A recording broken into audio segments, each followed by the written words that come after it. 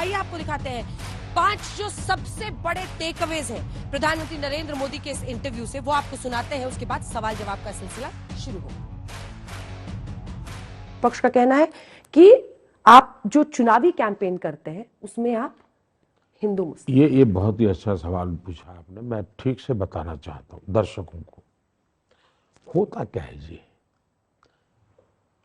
आपने पूरी तरह सांप्रदायिक एजेंडा पर चले और मैंने उसको एक्सपोज किया, मैंने उसकी धज्जियां उड़ाई, मैंने उस पर आरोप लगाए, तो जो मूल बात थी उसको उनकी इकोसिस्टम हटा देती है। और आप लोग भी उस इकोसिस्टम के इतने प्रेशर में जीते हैं, आप भी फिर उसको हाथ नहीं लगाते हैं। फिर आप मेरी ही बात को लेकर के चलाते हैं, तो आपको लगता है मैं मुसलमान बोला। बात ये नहीं है जी। मुद्दा ये है कि उन्होंने अपने मैनिफेस्टो में लिखा है कि अब वो कॉन्ट्रैक्ट सिस्टम में भी माइनॉरिटी को लाएंगे, ठेका माइनॉरिटी को दिया जाएगा। अगर मैं उस ठेके का विरोध करता हूं, पद्धति का विरोध करता हूं, वो मैं सेकुलरिज्म कर रहा हूं।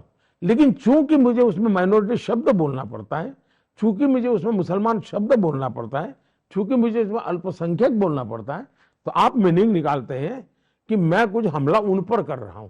मैं उन पर हमला नहीं कर रहा हूं, मैं उन पर कर रहा हूं जो पॉलिटिकल पार्टियां हैं, जो भारत के सेकुलरिज्म की धज्जियां उड़ा रही है, जो अपीजमेंट का पॉलिटिक्स कर रही है, देश के संविधान की भावनाओं को नष्ट कर रही है। और मेरे पास सबूत है कि मैं नहीं करता हूं। क्यों?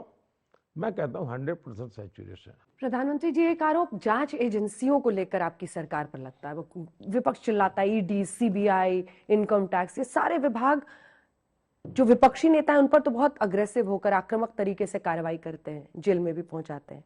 लेकिन जो एनडीए में शामिल हो जाते हैं विपक्ष के नेता, उन पर सॉफ्ट हो जाता है इस आरोप पर। ऐसा है कि ऐसा कर करके उस मुद्दे को टालिए मत।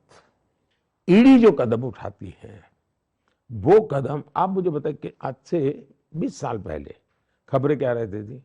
ब्लैक मार्केट पर सर्च हुई, रेड हुई, इतना चीजें पकड़ी गई, इतनी चीनी पकड़ी गई। अब वो खबरें आती हैं क्या? नहीं आती है। क्यों? क्योंकि उस समय उस इंस्टीट्यूट ने जो भी काम किया, जो कानून में बदलाव आया, टैक्सेशन में परिवर्तन आया, तो ब्लैक मार्केट की दुनिया हिंदुस्तान के पब्लिक लाइफ में, अपने थिएटर में भी ब्लैक मार्केट वाला सुनने को मिलता नहीं है। इसलिए नहीं कोई संसद में चला गया, थिएटर में वो सुन नहीं मिलता है कि भाई ब्लैक मार्केट वाला हो।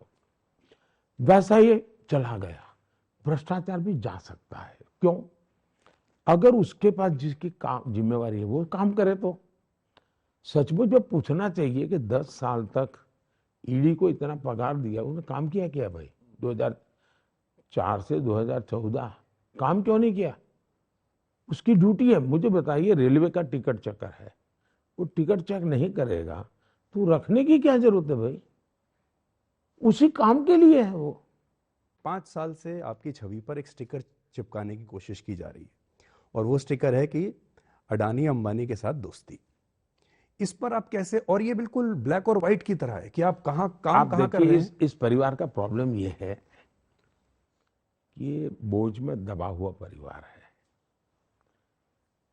नेहरू जी को गालियां पड़ती थी, बिरला टाटा की सरकार, बिरला टाटा की सरकार। पार्लियामेंट में देख लेंगे तो टाटा बिरला सरकार, टाटा बिरला सरकार, ये नेहरू जी लगातार सुनते आए थे।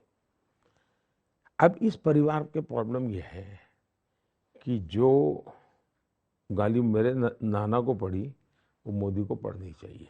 अब दूसरा बात है, मैं लाल किले पर से बोलता हूं जी, मैं शर्माता नहीं हूं। मैं लाल किले से बोलता हूं, इस देश में वेल्थ क्रिएटर्स की इज्जत होनी चाहिए। मेरे देश में जो सक्षम लोग हैं, जो सामर्थ्यवान लोग हैं, इनकी प्रतिष्ठा बढ़नी चाहिए। मैं मेरे 15 अगस्त के जो गेस्ट लिस्ट होता है उसमें मैं खिलाड़ी जो अचीवर्स हैं उनको बिठाता हूं। अगर देश अचीवर्स की पूजा नहीं करेगा, देश अचीवर्स का महात्मा ही नहीं करेगा, तो मेरे देश में पीएचडी करने वाले लोग कहां से निकलेंगे? साइंटिस्ट कहां से निकलेंगे? जीवन के हर क्षेत्र में अचीवर्स की इज्जत होनी चाहिए भाई।